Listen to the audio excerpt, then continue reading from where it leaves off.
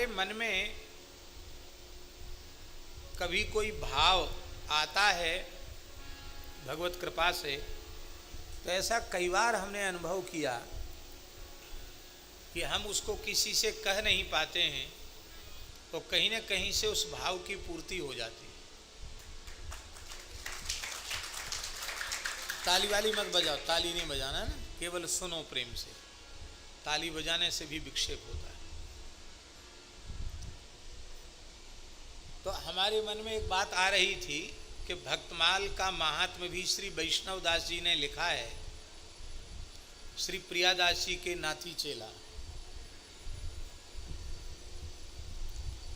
और श्रीमद् वाल्मीकि रामायण का महात्म्य भी स्कंद पुराण में है, और श्रीमद् भागवत का महात्म्य भी स्कंद पुराण पद्म पुराण में है। सभी पुराणों का महात्म्य है। रामचरितमानस का अलग से कोई महात्म्य नहीं है। आप लोग कहेंगे तो बहुत प्राचीन ग्रंथ तो नहीं है। संवत 1631 करऊं कथा हरिपद्धर सीसा, नवमी भौम बार मधुमासा, अवधपुरी यह चरित प्रकाशा। श्री मलुकदास जी के आविर्भाव का संवत और श्री रामचरितमानस के आविर्भाव का संवत एक है, और समय भी लगभग बसंत ऋतु तो है ही है। बैसाख कृष्ण पंचमी संवत 1631 में श्री मलुकदास जी का आविर्भाव है, और चैत्र शुक्ला रामनवमी, बसंत ऋतु, मधुमास, मधुमास में रामचरित्र का प्राकट्य, और माधव मास में श्री मलुकदास जी का प्राकट्य। तो श्री मलुकदास जी को के आविर्भाव को 448 वर्ष हो गए हैं। तो 448 वर्ष ही श्री रामचरितमानस को हुए हैं। 448 वर्ष पूर्व का ये ग्रंथ है। तो हमारे मन में भाव आया कि जब भक्तमाल जी का महात्म्य वैष्णव दास जी ने लिखा, तो किसी को तो रामचरितमानस का महात्म्य लिखना चाहिए। फिर एक बार मन में आया कि ऋषिकेश वाले स्वामी त्रिभुवनदास जी से पूछें फ़ोन करके, उनको बहुत जानकारी है कि कहीं कोई प्राचीन मानस जी का महात्म्य उपलब्ध हो तो वे बतावें।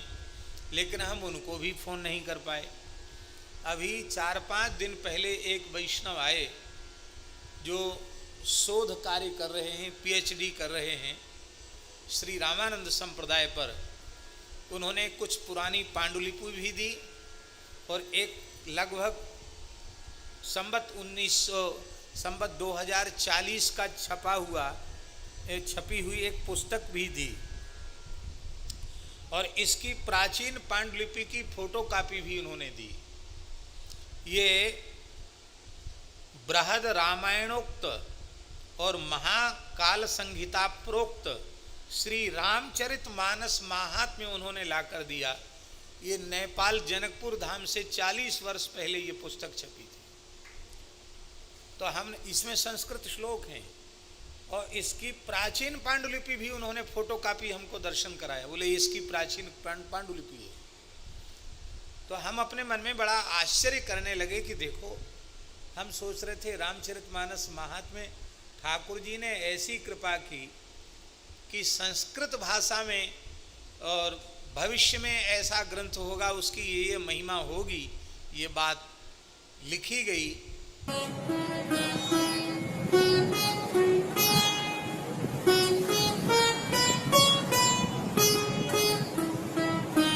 श्री सीताराम प्रतिदिन सत्संग एवं दर्शन के लिए श्री महाराज जी के ऑफिशियल चैनल को जरूर सब्सक्राइब करें।